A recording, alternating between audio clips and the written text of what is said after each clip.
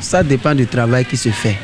Et ce travail, je crois que c'est au niveau vraiment des locaux et c'est dès le bas âge. C'est-à-dire quand on revient vers la Ligue 1 dans nos villes, différentes villes. Il faut vraiment que l'État arrive à sortir des gens qui sont capables. Certes, il y a un bon moment, on n'a pas vu Stéphane Sesséon depuis 2019, je crois. Je ne vais pas reprocher la touche de coach parce que vous allez remarquer également de nouvelles têtes comme le gardien des buts de Borgou et Obassa et également celui de l'AS Cotonou et AS Cotonou, je crois, qui aussi fait partie de cette liste-là.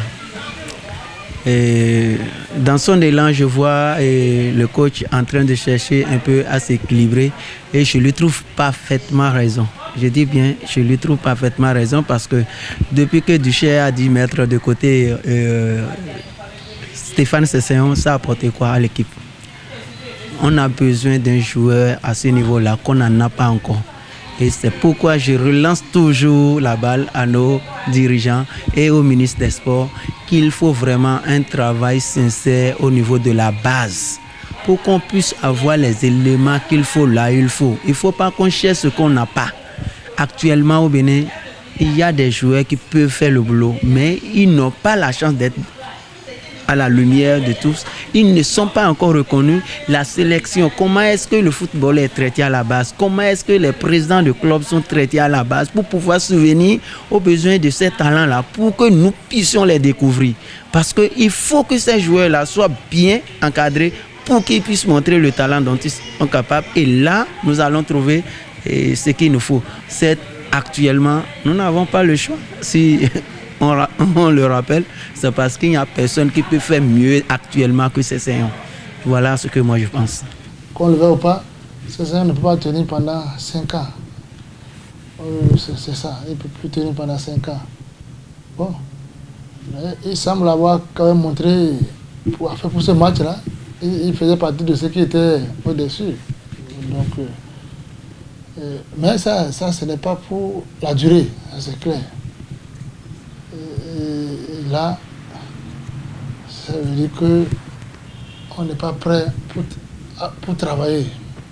Vous voyez, après 2 journées catastrophiques, on va encore, n'est-ce pas, baisser les Chines devant, n'est-ce pas, les Mauritaniens. C'est de Stéphane Sonny qu'il faut parler. C'est pas seul. Les gardiens, on a un problème au niveau des gardiens, ou de Danginou, puisque le principe, c'est que si on n'a pas le temps de jeu, je crois que c'est ça qui a amené les entraîneurs, Dussier d'abord, et son intérimaire aujourd'hui, Moussa Latonji, à ne pas convoquer Sesséon, parce qu'il ne jouait pas. Donc, c'est vrai que à l'abri, au moins lui, il est dans un club, bon, il s'entraîne. Les entraînements, c'est pas la même chose que les matchs. Mais jusque-là, le Bénin continue à lui faire confiance. Et là, la dernière fois, il a montré qu'il faut qu'on tente autre chose. Et quand je vois les écureuils dans les matchs amicaux ne pas trouver les repères, ne pas se retrouver sur le terrain, ne pas être en forme, moi je pense que c'est bien. Parce qu'ils s'y prennent toujours quand il s'agit du réel. Quand ils font contact, ils arrivent à corriger ces erreurs. Si les écureuils gagnent leurs matchs amicaux, je ne serais pas content. Parce qu'ils vont penser que tout va bien, alors que ça ne va pas. Là, maintenant, ils vont penser à mettre vraiment les bouchées doubles. Là où il faut mettre de trucs, ils vont essayer d'encadrer cela afin d'apporter un meilleur résultat.